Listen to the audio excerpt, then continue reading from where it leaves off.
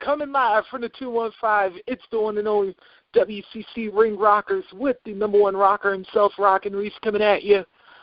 And as you heard by that infamous music, it is the WCC Ric Flair tribute, because as some of you may know, this upcoming Monday, it's Nature's birthday. So, Nate, this show's for you. We here to style, we're here to profile, and I guess today I'm joined by my four horsemen. First of all, from Los Angeles, Nature Boy EL.CIBERNETICO. Woo! Damas y caballeros, coming to you live and direct from Los Angeles, California. Back to you, Maurice. All right. And next up, in the enforcer, Jacob Marshall Anderson. Woo! Oh, I wasn't supposed to play that, right? It's Flair's show, so we're all gonna woo at some point. All right, and then in the next role, we got Doc Ock, aka the vicious one. Doc Ock, how you doing? I'm doing good, man. I'm glad that I'm going to be a part of this show. What a great way to honor the dirtiest player of the game, Nature Boy Ric Flair. Woo! That's right. And last but not least, B-Dub himself. And no, I'm not talking about Barry Windham. I'm talking about our man, Mr. Blevins. Yo, B-Dub, what's good? Woo. You know it. Was that the one? Oh, God. Oh, You Ric Flair, baby. You got the wrong You got the wrong woo, man. Hell no. wrong woo. No, that was funny. Yeah. As a fact, that's a loss right there. You should get nothing. Anyway, we got some events to promote right now. And matter of fact, I believe, you had two you want to promote. Yes, sir. Every Thursday night, Championship Wrestling from Hollywood comes to live and direct from Bell Gardens, California. Ladies and gentlemen, every Thursday night, the Santino Brothers Dojo presents Championship Wrestling from Hollywood.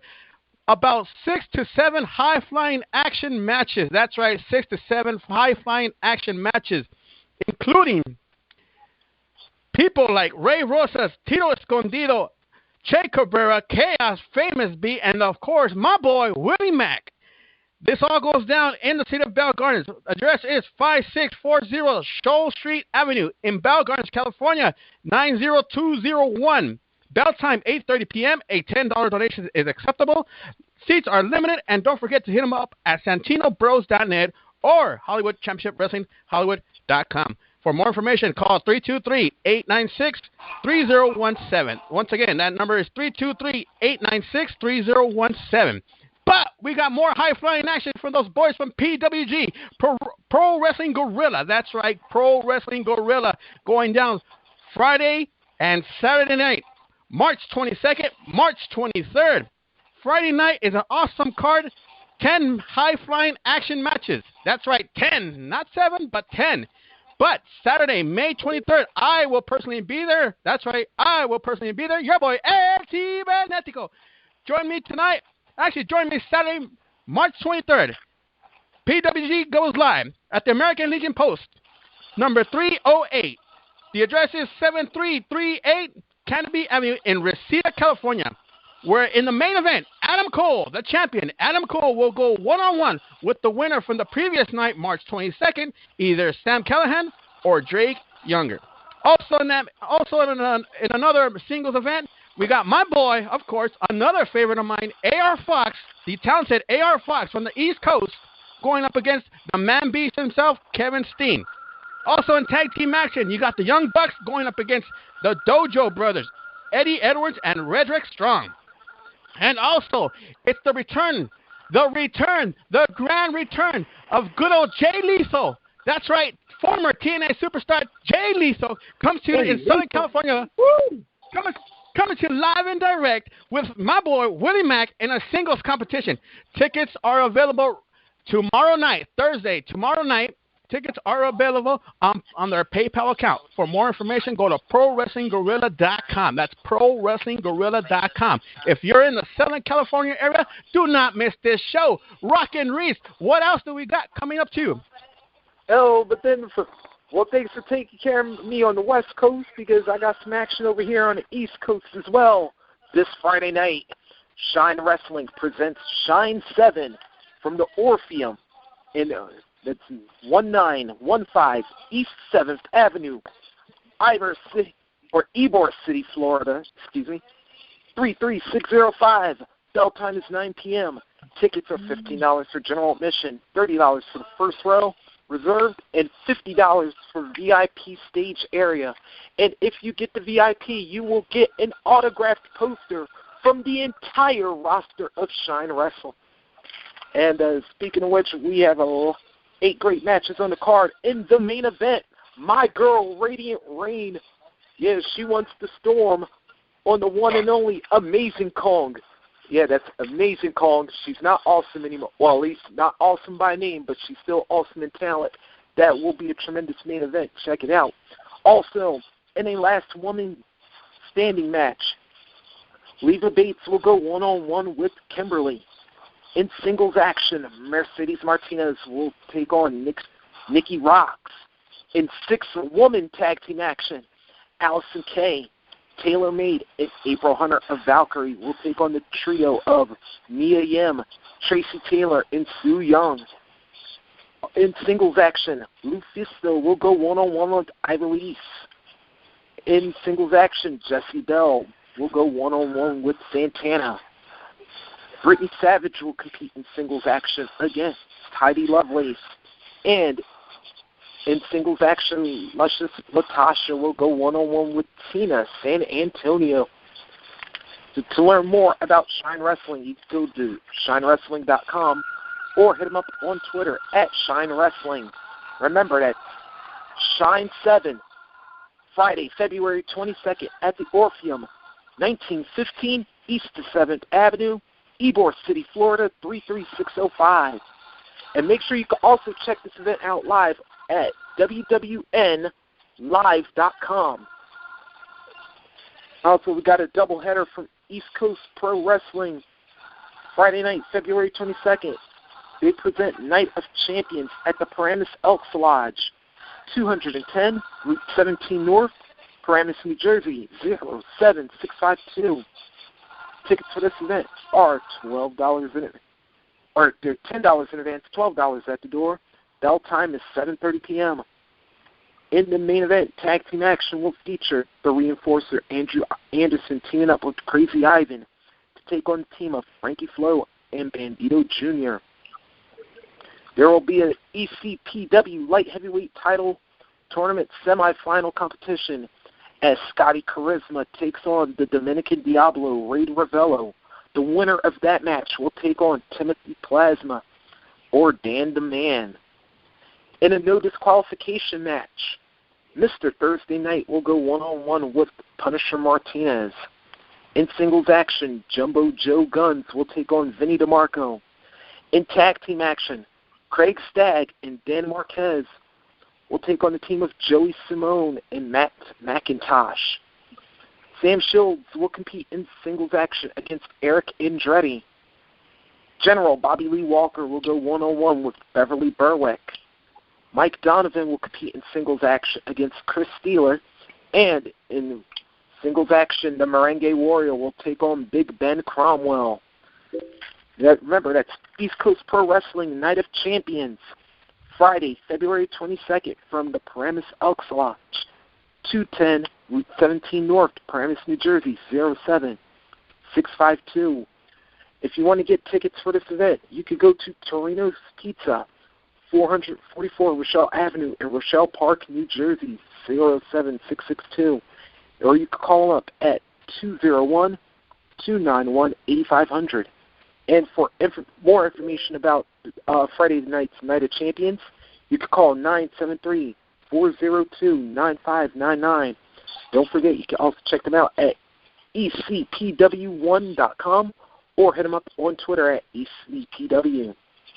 Also, Saturday, February 23rd, ECPW Keystone presents Keystone Chaos 5 from Strand Roller Rink, 110 West Blaine Street, McAdoo, Pennsylvania, 18237. Bell time for this event, 7:30 p.m. Tickets are $10 in advance, $12 at the door. For the Keystone State Heavyweight Championship, Smooth Tommy Slade will defend against the product, David Starr. For the ECPW Northeast Pennsylvania title, General Bobby Lee Walker will defend against Mr. Too Talented, Garrett Dominic. For the Keystone State Tag Team titles, South Philly Finest will take on the team of Prince Akamatan and Timothy Plasma.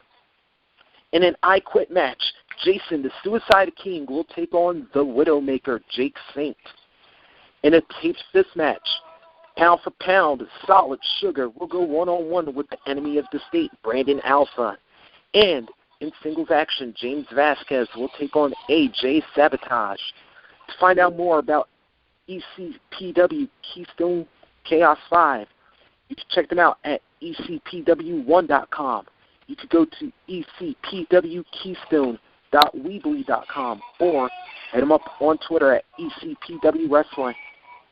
Remember, that's East Coast Pro Wrestling presenting Chaos 5, Saturday, February 23rd at Strand Roller Rink, 110 West Blaine Street, McAdoo, Pennsylvania, 18237. And if you want to find out about our other events, here they come now. Every Wednesday night, Ohio Valley Wrestling presents OVW TV tapings at the Davis Arena, 4400 Shepherdsville Road in Louisville, Kentucky, 40218.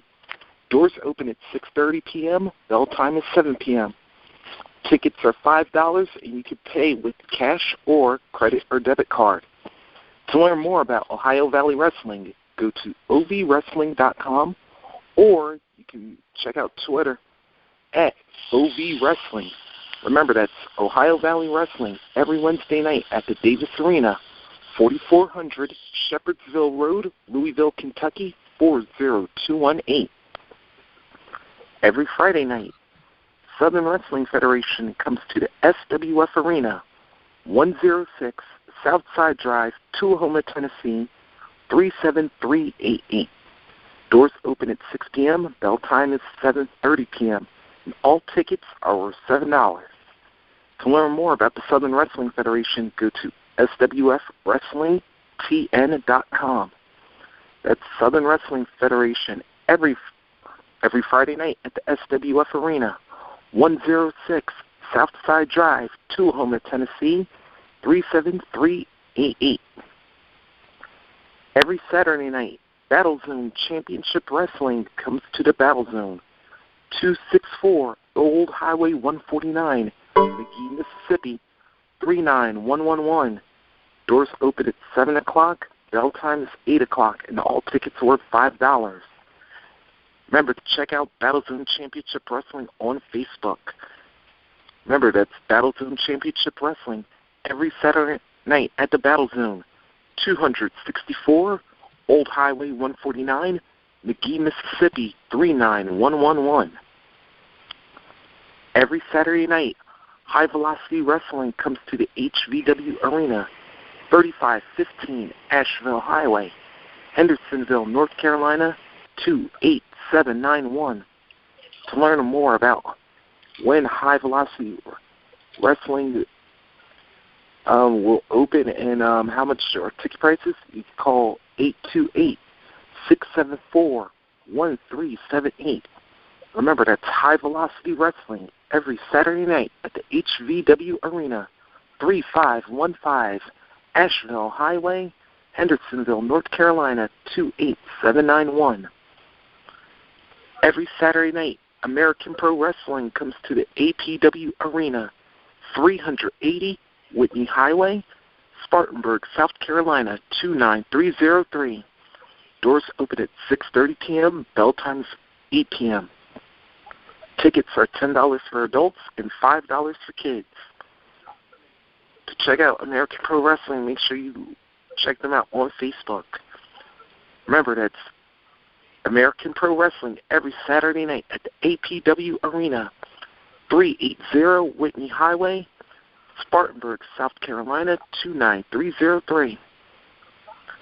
Every Saturday night, Do or Die Pro Wrestling comes to the Do or Die Arena, 1509 East 5th Street, Metropolis, Illinois, 62960. Doors open at 6 p.m. Bell time is 7 p.m. And all tickets for the event are $5. To check out more about Do or Die Pro Wrestling, check them out on Facebook. Remember, that's Do or Die Pro Wrestling every Saturday night at 1509 East 5th Street, Metropolis, Illinois, 62960. Every Saturday night, Outlaw Championship Wrestling Alliance comes to the Outlaw Arena, 25883 North Park Avenue, Elkhart, Indiana, 46514. Doors open at 6:30 p.m. Bell time is 7:10. Tickets are $5. Tickets are $5 a piece. Kids 6 years of age and younger get in for free. To learn more about the Outlaw Championship Wrestling Alliance, go to OCWAWrestling.com. Remember, that's Outlaw Championship Wrestling Alliance every Saturday night at the Outlaw Arena, 25883 North Park Avenue in Elkhart, Indiana, 46514. Every Saturday night, Southern Style Pro Wrestling comes to the SSPW Arena, 4484 Highway 411 North in Eaton, Georgia, 30724. Doors open at 7 p.m. Bell time is 8 o'clock. Tickets are $5 for ages 13 and up. Kids 5 and younger get in for free. For kids who are age 6 through 12, tickets are $2 a piece. However, if you present a coupon, you can have 2 children in that age range get in for free, with each additional child getting in at $2.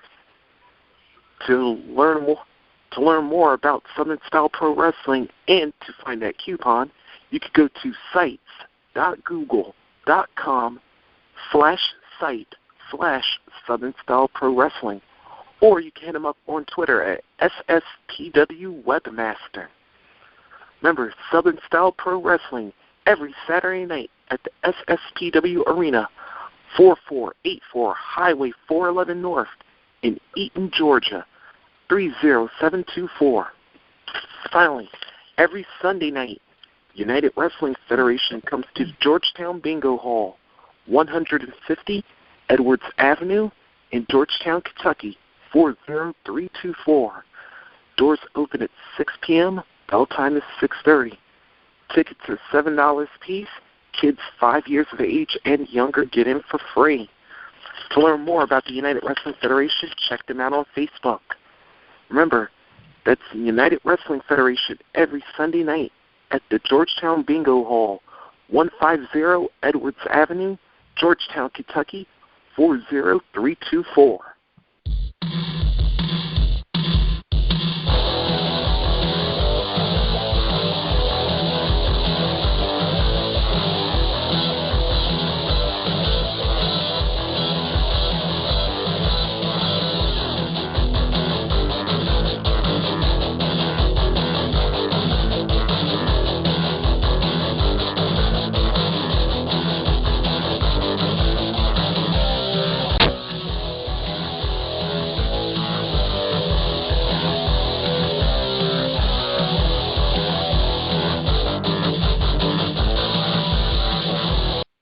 All right, ladies and gentlemen, those are our event promos. And remember, all cards are subject to change, so make sure you keep your eyes and ears out open for all that event information. Make sure you always check on your Facebook because these groups are accessible. Well, and most of them, like I said, are available on Twitter. Make sure you look it in correctly. All right, now it's time to get into our ring rock and royalty, and of course, it would be only fitting that we would talk about the one, the only, the 16-time world champ himself, the Nature Boy, Ric Flair, and it goes, give a little bow. Thank you very much, guys. All right, and if for those of you who are a little unfamiliar with this, I haven't done a Ring Rock Royalty in a little while, but this is where you honor somebody who is a contribution to the wrestling community in some form or fashion. And like I said, because this is the Ric Flair tribute show, obviously we had to make tonight's Ring Rock Royalty. Let me drop the info on you. As you know, he was born February 25th, 1949 in Minneapolis, Minnesota.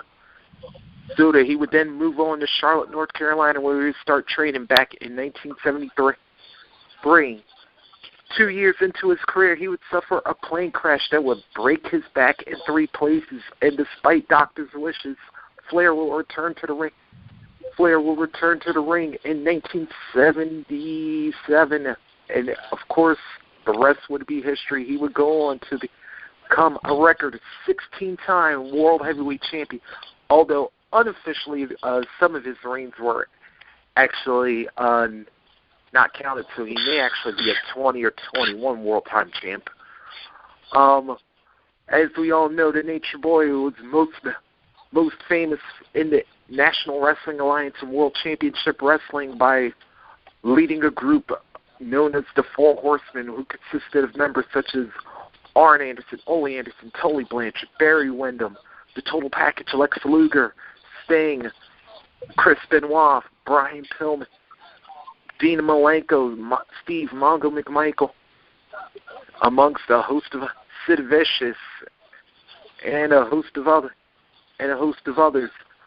And Flair would also be one of few men to be both NWA, WCW, and World WWE champion.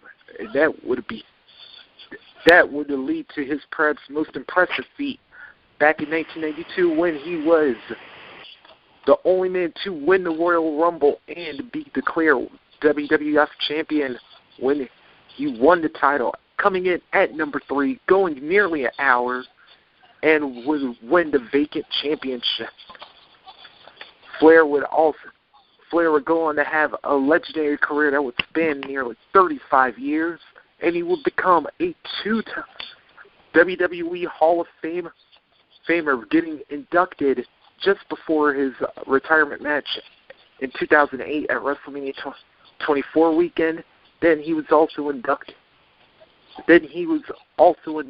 alongside members of the Four Horsemen during the 2012 induction. So, congratulations to our Ring Rockin' royalty, the one, the only Nature Boy, Ric Flair. Woo! Later today, Ric Flair will be going, as many people say, for the final time for the World Heavyweight title. For a man who's won it 5 times, Rick, how does this extra pressure affect you? Well, what it tells me, Lance Russell, is today, I've got the style and profile like never before. Steamboat, let me go on record as telling the whole world you are the greatest wrestler on the face of this earth. But, pal, today, right here, you got to beat Ric Flair one more time. Remember, Steamboat? And, pal, I'll kiss your boots if you can do it.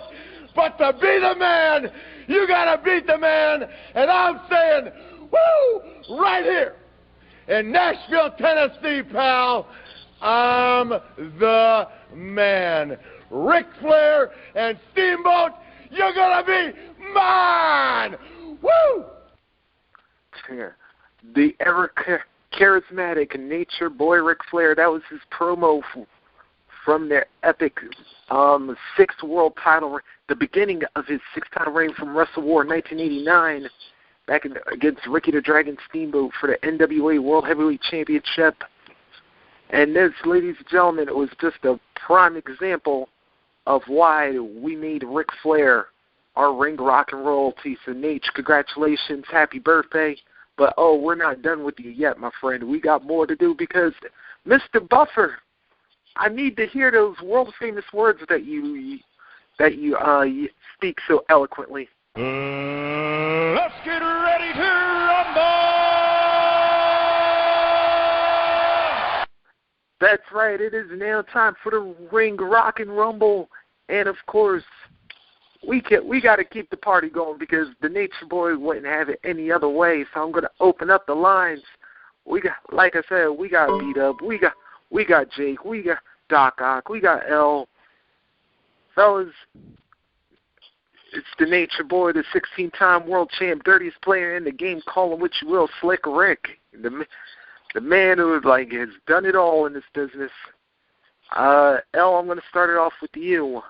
Tell me, what was it about Ric Flair that stuck out to you? You know, you got to go with his whole character of being a fucking. I'll be the first one to say it, of being an asshole, and not just a typical asshole, but dude, this guy was what he was. He was meant to be a heel. There's no other way to fucking put it. I mean, when you're watching this guy and he's talking all this madness, like you just want to go out to the TV and choke him out. You know what I'm saying? Sure. But that's one thing I loved about him. He was definitely a fucking heel. This guy was the best. This is one guy that you technically, just like I said, you want to go beat his ass if you ever got the chance to meet him. Cocky ass motherfucker, but you're the best, Rick. Sure. All right, let me go to Jacob. What's up? Yeah, what's your thoughts about what stood out to you most about the Nature Boy? Well, I agree with Joe, but he was one of the heels that I loved. Oh, I loved him as a heel. Like he said, you couldn't see him no other way. You know, kind of for him to be faced or anything, no, that wouldn't even work. He was one of the greatest heels that I know of. Like, just put in mind, Ric Flair and the pizzazz he got, it's like, you can't do nothing but respect the man. Exactly. even in his old age. And that woo is undeniable. That's Ric Flair. Ain't nobody else made one sound national or famous. I don't know of anybody else. But Yeah, I don't think anybody could do it. Let me go Doc Ock. Yeah. Yeah, what to you stood out about the Nature Boy? Well, the first time I saw Ric Flair, he was a heel, not a heel, a face at the time. I first saw him in WCW, and what made me stood out is that he was very, he had so much charisma. You know, he caught your attention. He would say stuff that, you know, that wrestlers would say, but he would say it in, that would, like, you know how you turn up a certain thing to the highest level? Ric Flair kind of surpassed that and would make an interview or a promo 10 times better than the original promo. You know, he had a good wrestling background, and of course, he was the dirtiest player in the game, and, you know, that's what made him so cool. That's what made me like this guy so much, especially his catchphrase when he goes, woo!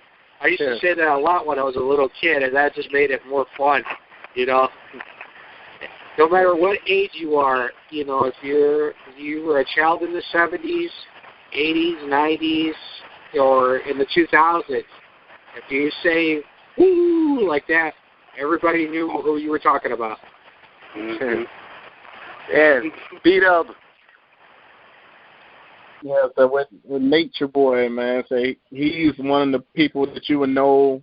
If you don't know anybody else, if you know Hogan, you would know Nature Boy. You know, the way he carried himself, you know, all the suits with all the with the gowns, and you know, he made a bad guy look cool. You know, 16-time world champion, man. He stand the test of times. I mean, even at his age, he still, if they need him to wrestle, he'll still do it. But, you know, they don't really make people like that anymore, man. especially like when a guy that basically that does the blueprint of a good promo, you know. Yeah, I'd say when it came to Nate, like he was definitely a one of a kind play, because I was about to say, like, what stood out to me was that Ric Flair literally was Ric Flair. Like, he was the character in real life, because everywhere he go, you would literally see him.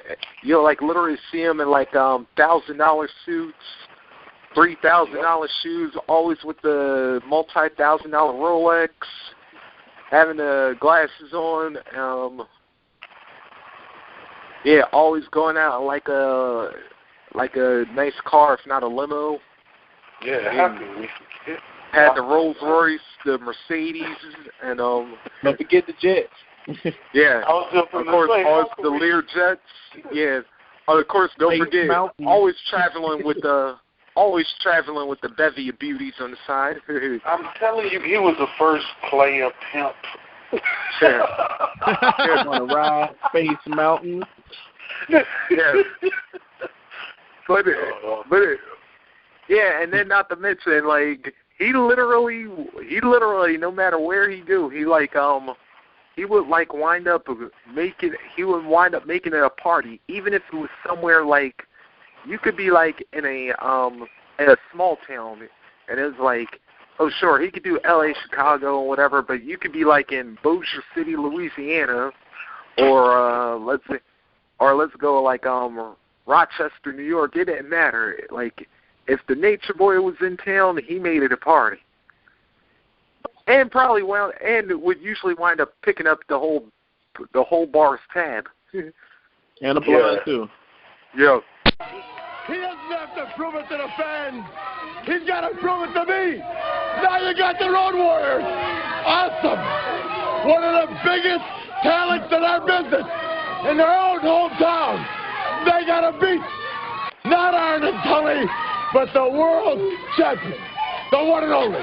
And I'm telling you, from a man that knows this sport better than anybody, they better be at their best, because Blanchard and Anderson are ready for nothing but glory, money, notoriety, and lots of ladies in Chi-Town. You know Ric Flair's going to turn it on. I'm going to be dressed, woo, and look as only I can look. Chicago, Chi-Town East, Starcade 87, and Tony Schiavone.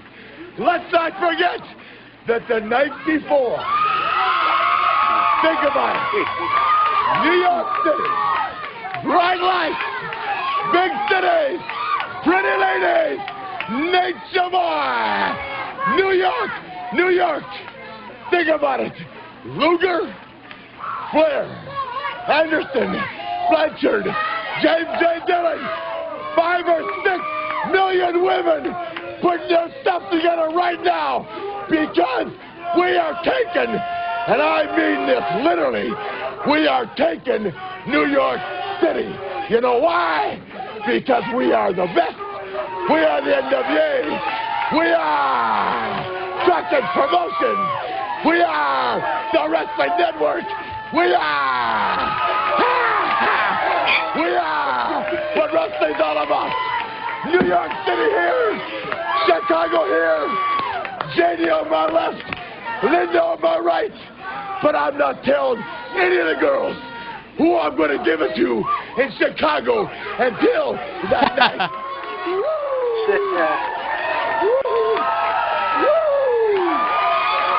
I'll go away. That is the irreplaceable styling and profiling of the Nature Boy, Ric Flair. And I believe, Doug, you just joined to the party. Doug, how you doing tonight? I'm doing good. I'm just partying here at the Nitro Grill. Damn. Funny. Yeah, but good. Well, why are you cooking up something? Cook up some memories of what stood out to you about the Nature Boy. Well, the Nature Boy, Ric Flair, he did one thing that every heel wish they could do, from the heroes of the past and the heroes of today. Guys like Ziggler try to do it, but they are having trouble. It made it cool to cheer for the heel. back then. He made you want to either A, hate the guy, or B, you wanted to cheer him. You wanted to be like him. In my case, I wanted to be like him because I wanted to get laid, but... All right, Dougie. WrestleMania 30 all late tonight, folks. You paid to get laid. Yeah. I'll say one thing about the Nature Boy that is definitely true. That as good as he was on the mic, yeah, he could definitely do it also. He could also do it in the ring as well. So with the next question, what was your favorite Ric Flair match? I will start with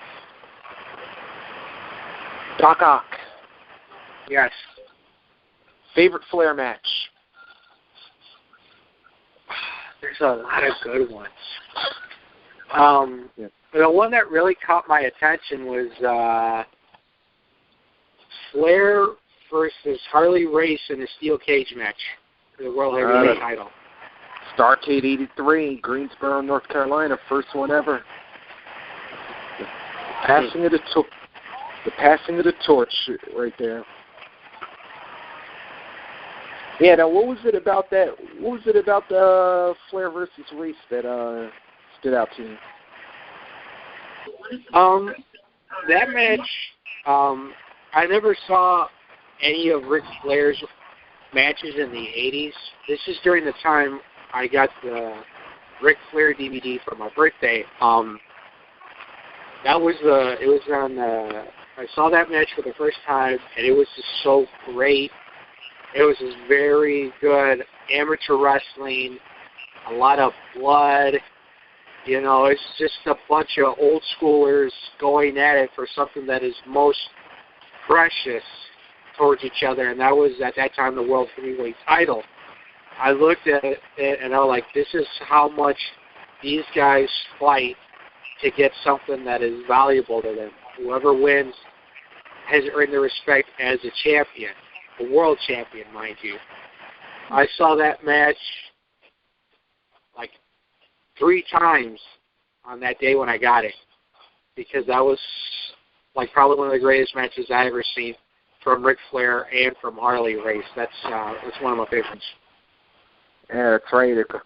Yeah, and I'll say this also on a side note. Yeah, when you were the NWA World Heavyweight Champion, you were literally a world champion, because you could be wrestling in the States one day, you could be over in Japan the next, over back in Europe, maybe somewhere in England, and then coming back to Canada, going down to the States. Like, you were literally a world champion. Like, you could defend that title anywhere, everywhere. Like, sometimes you even defend it twice a day, in two different cities. That's how in demand that the NWA Championship was at that point. All right, L, your Ric Flair match that stood out to you. Damn, I'm going to give you guys at least 3 back-to-back, but I'm going to say them real quick, though. First one would have to be... Now, this one, you can help me on this one because I kind of forgot the actual name of the event. It was Sting and Lex Luger versus Ric Flair and the debut of a foreign object. And no, I'm not talking about a steel chair or anything. I'm talking about the legendary Great Muta. Tag team action. That was fucking awesome, dude. This is the first time they actually took chance in a international superstar, where WCW said, "Hey, let's bring in somebody new." And not only was it new, but this guy literally tripped you out. It is not. Let's not jump into Great Muta, but anything. But this match, fucking, it was just so star-studded, you know. Match number two would have to be the legendary rival between him and Dusty Rhodes in a steel cage match. I believe they had seven matches in a row in a steel cage match back in the AWA days, I believe. And then after that, we take it back a little to the future. Not too long ago, TNA hosted a hardcore match live on TNA Impact. It was Ric Flair and Mick Foley, who both put on a fucking bloodbath. If you guys didn't miss that one, you guys got to check it out on YouTube if you guys missed it. Believe that match also got them in trouble. They said, "What the hell are you doing? Why are you guys bringing some old school stuff?" But it put everybody else on notice. It was like, whoa, now that's a fucking match. Two guys literally just slugging it out and just kind of a, I wouldn't say too much of a technical wrestling match, but they were very barbaric. They made you believe the hate between one another because some people do and don't know and realize that the fact that they actually had like a actual little rival backstage, which I didn't know about. Glorified stuntman. Exactly. Yeah. I think that's part of it right there. Yeah. Flair actually mentions that in his book. Let me go beat up. Yeah, man. Of course, with any match he did it with Sting, man, and I think when he did one with Carlito, I think wasn't that the first time he won the IC belt? Yeah, only time he ever won it. Yeah. And also, but I think one of the best matches was him and Shawn Michaels in his last WWE match. Say either career, say either you're done, you win, or you're done. Yeah. And he was still I think he was also probably the first one inducted in the Hall of Fame. Before he retired.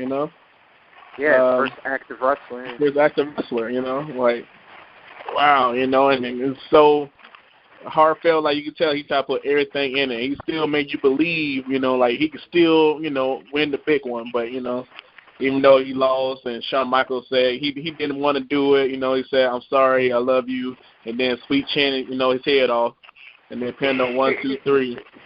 And, and they were saying thank you. But that shouldn't have ended the WrestleMania show. That should have been the last match. And the night after, when they had the Ric Flair tribute, that was like one of the best endings of Raw in that past 15 years. Yeah. And Jacob, who can remember or forget 2003? Ric Flair and Triple H. What? I think I remember. You talking about on Raw? Oh, their match on Raw, like. Yes. Damn, Gator's going in a personal level. Yeah, yes. I gotta memorize that one because that was matter of fact, if I remember, that was I think that was actually in Ric Flair's hometown in that match. Yeah, it was. He was at home. Wasn't that for the title? And yes, it was for the title. I think it was for the title. Awesome match. Yes. Yeah, they had the. Yeah, if I remember, Jake. I think I know which match you're talking about. Is that the match where Flair's in the background and says, "I'm not going to lay down for anybody anymore"? Is that the match you're thinking of? Yeah. All right. I thought that's where you were going, but I was like, yeah, that was woo! Talk about a good match. That was a good one. And I didn't say this early, but Flair, we were talking about, what show was that we was on? One of your shows, we were talking about people turning over, like y'all was talking about the Sweet Chin music. Shawn Michaels took them out. He knows how to, say, pass down or give another wrestler their due, or he ain't got to play the role of I'm better than you type deal. He was one of them guys, or is one of them guys, so that's what talking about. He can pass away. But even like he said, even when he shows up every blue moon, because I got to meet Rick. Actually, WrestleMania. I've seen him wrestle years ago. And I'm not going to tell y'all when, because then I'll be telling my age. But, wow. Nah, but yeah, 21 later. I was actually, what was I? I was a Boy Scout then. And they came to Alabama. They came to Montgomery, Alabama, and we went to the wrestling thing. And back then, when you're young, you ain't thinking about none of this stuff. And we had VIP seats, and we got the, they pretty much catered to us and everything. We got autographs and everything. And it was like, oh, man. not me, Hulk Hogan and Ric Flair. Yeah, that was highlights for me back in the day. Like I said, I'm telling my age, no. Sorry. You're telling me you were a Cub Scout at 21? Stop it. No, his outfit was still tight back then. Yeah. Yeah. All right, Doug, what was the match today? Doug, your Ric Flair match that stood out. Oh, man, there's a lot of them. But for me, it has to be not only one that stands out, but it is also still somewhat around today. You got to go back all the way to July 4th, 1987, the Great American Bash, the first War Games, where it was himself, Arn Anderson, Luger, Tony Blanchard, and James J. Dillon, the crazy old man, taking on the Road Warriors, Nikita Koloff, Dusty Rhodes, and the Road Warriors manager, who I cannot pronounce his fucking name to save my life. Paul Ellering. Yeah. Thank you. That had to be one of my favorite matches of all time. It's bloody, but it set wrestling on the map back then as well, because you still see War Games around today, technically, with the Elimination Chamber. That's where the Elimination Chamber came from. So that and kind of Lockdown, too. What's Lockdown? I never heard of that before. Is that supposed to be some rival promotion? No, it's TNA's next pay-per-view. What's TNA? Yeah, sales people. Yeah, 10 years on the game, they still not getting any love. All right, let's see. My Ric Flair. I have to say one of my Flair moments that Flair matches to me that stood out, because y'all like pretty much named them all. I would have to go Clash of the Champions 9, November 15th, 1989. Ric Flair, Terry Funk, I Quit. Oh. Because this was the culmination of a 6-month rivalry between these two, and it was like it had to come down to like, if I could quote the late great Gordon Soley, 5 letters, 2 words, 1 ultimate humiliation. Neither one of these men in their career had ever submitted, but unfortunately on this night, well, it would be a first time for somebody. And after about 20-minute grueling battle, the Nature Boy finally was able to sink in the patented figure 4, and despite the middle-aged and crazy Funk like stubbornness, eventually he had to give in and say those magic words, "I quit."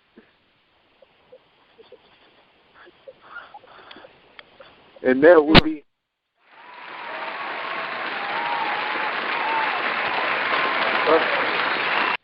But of course, I could not talk about the Nature Boy Ric Flair without mentioning the most infamous group in wrestling of all time, that of course being the Four Horsemen. And I'm going to take this one to B-Dub to kick it off. B-Dub, wait, was there a moment where the Horsemen really stood out to you? Man, it's just so many moments, man. I just can't name one, bro. But like I said, that's one group that's going to be stand the test of time, man. Everybody going to try to figure out what made them, the elite, one of the top elite groups of all time, All right, I'll ask this then. Real quickly, what was your favorite version of the Horsemen? Well, out of the ones you can remember. Yeah, because you're talking about there was so many different variations of it. I mean, the Four Horsemen was almost like the NWO at one point, like you keep switching them out. Yeah, shoot, man. Wrestling, Ric Flair, and here is the World Heavyweight Champion. Girls, why don't you give it to him one more time? Woo! That's who's standing here today. The World Heavyweight Champion. Only one. And you're looking, oh, girls, I can't stand it. Now I got to talk. We all got to be quiet. Nikita Koloff, we've only just begun. That's the end of it. Dusty Rhodes, don't ever make a mistake of sticking your nose in my business. If I'm down and out, I'll get up and take care of myself. So Dusty Rhodes, remember, when you walk out here, talking Ric Flair, don't think you can walk in that ring and give me a hand or try to help me out and ease the tension in our relationship. Philadelphia, I'm going to tear you down. Pensacola, Florida, when I get to town, we're going to treat all you women the way women ought to be treated. Because the NWA and the real men are going to take that Civic Center apart, and then we're all going to be over a rodeo, driving the women wild. Miami Beach, get ready. We are sure, and we're doing it better than anybody else alive. Now, Buddy Landell, it's so hard for me to sit back here in this studio looking at a guy out here hollering my name when last year I spent more money on spilt liquor in bars from one side of this world to the other than you made. You're talking to the Rolex wearing, diamond ring wearing, kiss stealing, wheeling dealing, limousine riding, jet flying, son of a gun, and I'm having a hard time holding these alligators down. There's only one. Jim Crockett, when you brought me here 10 years ago, you knew that I was going to be the biggest star of them all. It cost a lot of money to bring the real world champion on location. Because, you see, when you got the Andersons, we're family. Only an Arnie and Ricky. We do it better than everybody else. Don't wrap me up. The National Tag Team Champions, the World Tag Team Champions, Ric Flair, the World Champion, Dusty Rhodes, the World TV Champion, the National Wrestling Alliance. We're just better than anybody else alive. One question. Girls all around the world keep asking me the same question. They all want to know. They all want to know. And my cousin Arnie's the one that put this across. They all want to know what's causing all this. You know what it is? Intensified beef products. You're talking about all men. Ric Flair. The World Heavyweight Champion. All right. One more time, girls. Rick. Oh, man. I'm on fire today. Nature Boy Ric Flair. Yeah. The one and only Nature Boy Ric Flair in all of his glory, horseman or even by himself. Let me go. L, tell me either favorite horseman moment or favorite incarnation of the horseman. Wow. You know what? I'm going to stick to what Ric Flair said at one time on WWE Classics On Demand. He said there was the only best horseman team he had was himself, Tully, Arn, and Barry, coached by J.J. Dillon, It's like there was no other stable out there compared to them. He tried, they tried to duplicate it, and it just wasn't the same. Yeah. But these guys, like I said, since we're talking horsemen, dude, who do you want to be part of the horsemen? That's right there is when I got hooked into heel mode. It was like, okay, now I want to be a heel. Now I want to roll with them. They're fucking cool. All right. Let me go Doug. All right. All right. Either favorite horseman moment or favorite version of the horseman. I got to go with moment, and it's one of my favorite moments. Unfortunately, it does have a bad side to it. What's the?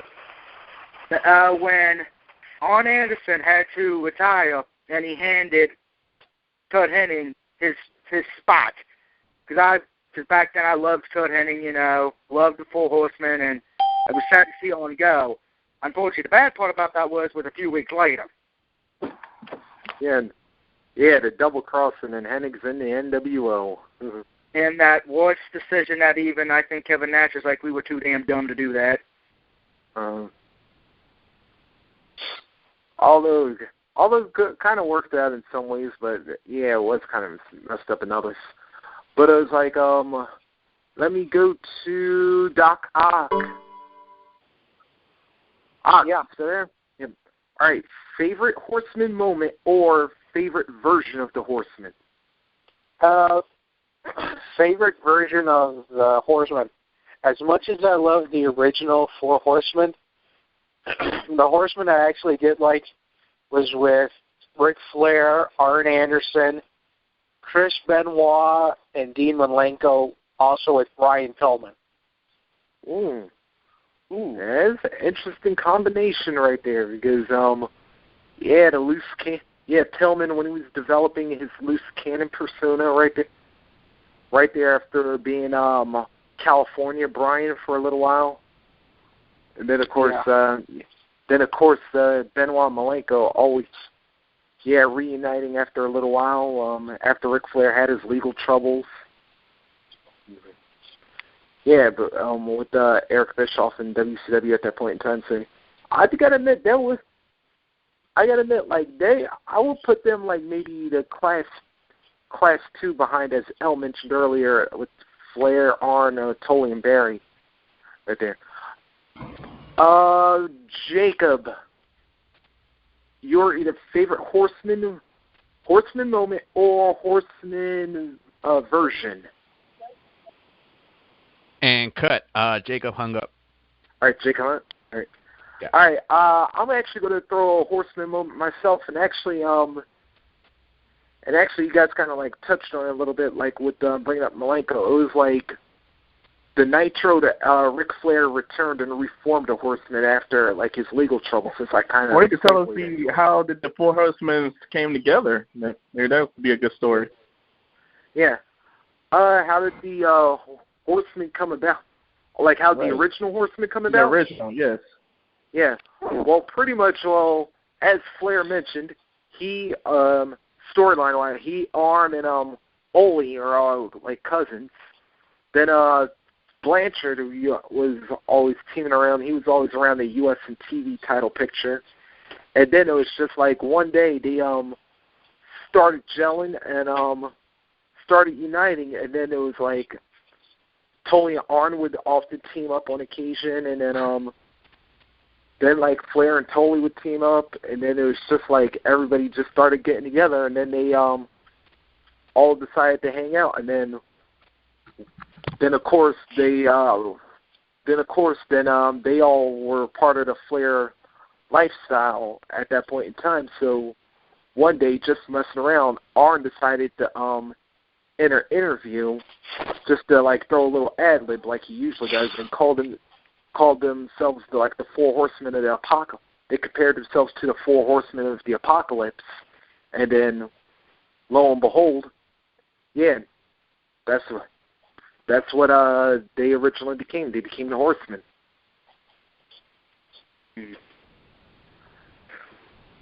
Yeah, and but of course, like Flair always had like that persona where he's like, a lot of people saw him as a heel, but he also, at the same time, he also had a lot of face qualities too. Because remember back in the early days, while NWA was very territorial, so where he would be a heel in some places, he was actually a face simultaneously. So he learned how to work both ways. And I guess in a way that kind of like brought the brashness, and then you still had that likability factor because, as you guys always brought up, despite the fact that he was always bragging about how he partied in big cities, always rolled in style, always dressed in like all his $1,000 custom-made suits and stuff. But he literally was like the epitome of what a world champion was. And if you could compare him, I would think it would be fair if you guys would agree with me on this or not. I would say if you took Michael Jordan in the 90s, Muhammad Ali maybe in the 70s, Wayne Gretzky in the 80s, along with Joe Montana, mixed them all up. Yeah, that was pretty much Ric Flair in a nutshell right there. Like, any top athlete in his, like, at his peak, that was pretty much Ric Flair to a core. All of you, anybody agree, disagree on that one? I agree. No. Who got the no on that one? No, I'm agreeing with you on that. That's what I meant. All right. Okay. I'll agree. It's Halloween Havoc over again. Yeah, but I will have to say this. That is, like, if anything, I do got to give like Ric Flair, like, just real quick, I wanted to go around the room. Who do you consider, and Lord knows Ric Flair has faced them all, from Dusty Rhodes to Wahoo McDaniel, Harley Race, Sting, Ricky Steamboat, Hulk Hogan, Rowdy Roddy Piper, Macho Man Savage, Lex Luger, Bret Hart, Shawn Michaels. And the list goes on and on and on. Yeah, he's faced the who's who. He's like literally faced the who's who in wrestling, the past, present, and future. Gotta ask, if you could pick, good luck on this one, because I don't know how Flair even picked Steamboat, which I wouldn't disagree with him on, because they were classic. Real quickly, once around the room, I'm going to start with L. Who do you think was Ric Flair's best opponent? Best in your eyes? Best opponent. I would have to be. Wow. You know what? I'm gonna go old school on this. I'm gonna have to go with Dusty Rhodes. They knew each other for a while. They wrestled each other for almost literally what? I mean, beyond. I was about to say a year. I know it's more than that, but literally they fought each other over a year. And like I said, who else better to put an exciting match with someone you know, someone who knows you really well, someone who travels with you? It's like it's like this guy knows everything about you. Perfect way to set up a show, you know? It's like, why not go with somebody like that, you know? And not to mention, to tack on to your point here, you want to talk about polar opposites as far as characters. Yes. Where you had the jet setting Flair, you had the common man Dusty Rhodes, who was always in blue jeans and Cowboys boots, and was and pretty much wasn't afraid to get his hands dirty. Yeah. I mean, talk about putting a whole story together. It's like, let's be honest, let's be blunt about it. It's the rich guy versus the working man. You know what I'm saying? Yeah. And that's pretty much like how they did it. And it was like, they were not afraid to go hardcore. There were times like Ric Flair like really did a number on Dusty Rhodes' leg at one point in time. Like you said, they had like a really bloody match at in the AWA when they had the cage match. They had the epic Starrcade '85, which saw Dusty Rhodes win the title, but then got switched on because of those infamous Dusty finishes. But exactly. Yeah, there was definitely a war, but sadly, for a brief moment in time, there was also some real life animosity between Flair and Rhodes. But I guess that's what happens when you got two guys that are like literally like at that peak in their careers. Exactly, man. All right, beat up. Ric Flair is jealous of the fan support for Ricky Let's get something straight. A week ago, David Crockett was predicting in his educated manner that the next time I was on the greatest wrestling program in the world, I would be without the World Heavyweight Wrestling Championship. Come on in here, David. Take a look at it, guy. Woo! Bill, the world champion, and Dusty Rhodes is so beat up and so gun shy, I don't expect to ever see him in the title picture for a long, long time. But let's all get together now. I want it silent for a minute. Let's have a moment of silence for little itty bitty Ricky Morton. Because he found out that pro wrestling, the greatest sport of all, can be a cold, cold world when it comes to walking the aisle and making some kind of a presentation against the greatest of them all. You see, Morton, it's no secret, all the women in this world fall at my feet because I am Ric Flair. And these women, you think that thought for a moment in their life that you are something, now know that what Ric Flair wants, Ric Flair gets. So you see what I did, kid? I made an example of you. I got my hands dirty, and I made an example of you. And you now are a little itty-bitty ugly duckling. There ain't no woman alive that would lay that face down next to her in a king-size bed anywhere in this United States. And you know what, Ricky Morton? You know what I'm real happy about? You told everybody you were going to be a big deal. Now when you wake up in the morning, tell yourself, I thought I was going to be a big deal, but Ric Flair changed all that around.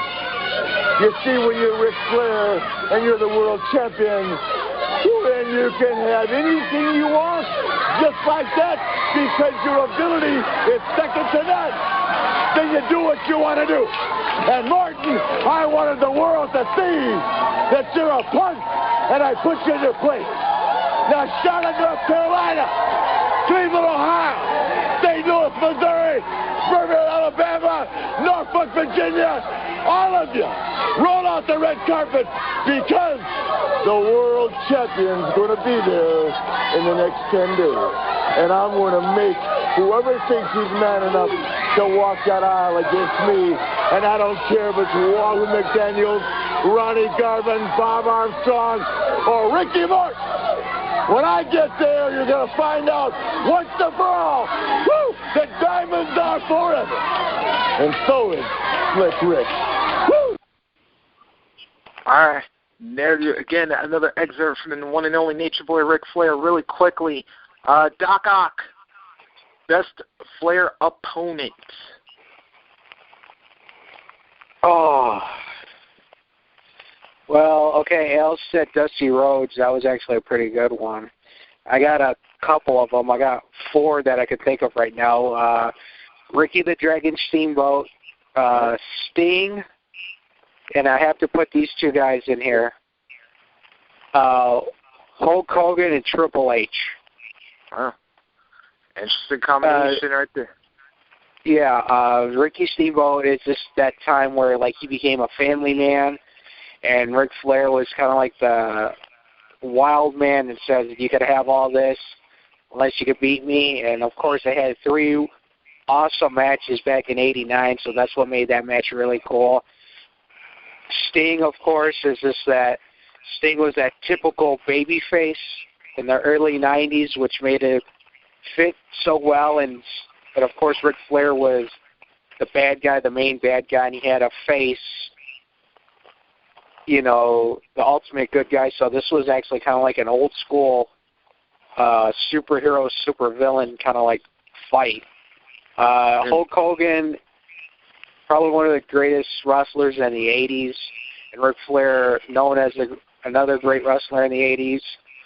How often do you get to see two greatest superstars in the '80s get to face each other in one match? That was pretty cool.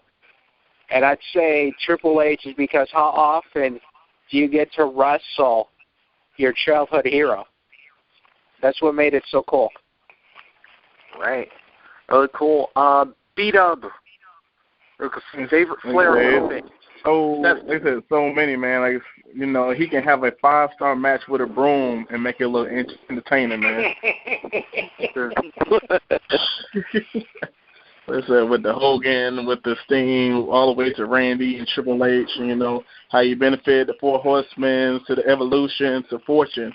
Like, in 3 different brands, you're still the man. Like, to beat a man, you got to beat the man. And he can psych you out with just for the promos, man. That's, I think, what it is with the anticipation before the match. You know, sometimes be better than the actual match itself. All right. Well, thank you very much, guys. I've got to admit, you pretty much took any of my choices right now because, like I said, Flair, he's pretty much faced the who's who of everybody there. But just want to say real quick. Sorry, beat up. Do you have something real quick? Yeah, because I got skipped. Sorry, Doug. Yeah, Doug. Yeah. Sorry, Doug. There was one person not mentioned, which is kind of disappointing to me because he's the one I have on my list as number 1. The one, the only, Harley Race. Yep. Yeah, well, we kind of like went through races like after with the cage and everything, and it was like, well, we was listening because it was like, you had Dusty, you had Racing, you had Wahoo before I started naming a few more current people. So that part. Yeah. Well, like I said, Flair's like had a who's who. Like pretty much anybody he's faced has been a Hall of Fame, or if they're not there yet, they're going to be. Because like I said, Flair's pretty much like done it all. And Rick, as you often say, my friend, whether we like it or we don't like it, we got to learn to love it because diamonds are forever, and so is the legacy of the Nature Boy. Real quickly, before I go, I want to give a couple birthday shout-outs to a couple WCC members. Of course, my man, Mr. J.R. Kenny, Rob Moreno. Guys, happy birthday.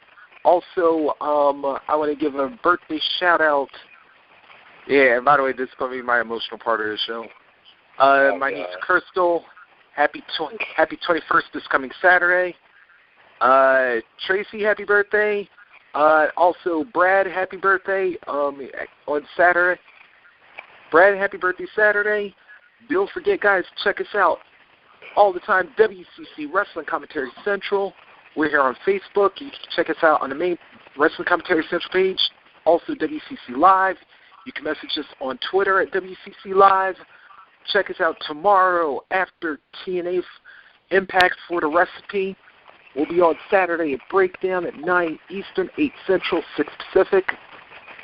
Monday, after Raw, check out the Uncensored Show with Mr. Team Bring It, myself, and the rest of the WCC family. Tuesdays at 10:30 Eastern, 9:30 Central, 7:30 Pacific. L and Mr. Jones, they got the overload for you. And next Wednesday night, it's back. It's the All Indie Show February edition. I had such a blast last time. This time, I want to make it bigger. Make sure you guys support your local independent wrestling scene. Let everybody know. It doesn't matter. Wrestler, promoter, referee, announcer, even a fan. If you support indie wrestling, next Wednesday is the show you want to be a part of. You know the number by now, 760-569-7676. Access 200-446#. And make sure you guys also look for all of the WCC shows on YouTube. Spawn 2. What's the number? That's Spawn 20113. I am Rockin' Reese. Thanks for joining us, and we will see you tomorrow for the recipe. And I will be back next Wednesday night with more Ring Rockers, 10 Eastern, 9 Central, 7 Pacific, right here. Until next time, to beat a man, you gotta beat the man. Woo! Keep on slamming.